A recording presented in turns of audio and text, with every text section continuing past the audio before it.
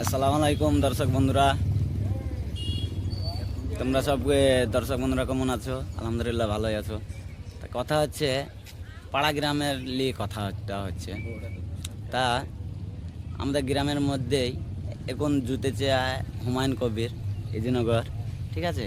তো জুতেছে ঠিক আছে, কিন্তু যেসব নেতা আছে ছোটোখাটো, কিন্তু তারা কিন্তু একটু শুধরে যাও। কেন শুধরে যাও? বিভিন্ন রকমের আলোচনা করবা না।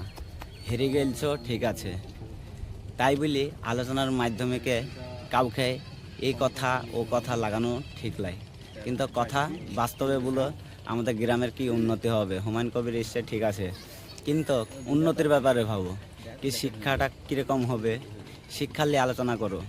কি চায়ের দোকানে বসেও শিক্ষার ব্যাপারে ভাবো, কি গাঁয়ের ব্যাপারে ভাবো, কি একটা 10টা গরিব লোকের ব্যাপারে ভাবো, কিন্তু অন্যায় কথাকে ভুলবা না আর কাউকে কোনো কথা লাগাবা না। এটা আমার শেষ বক্তব্য।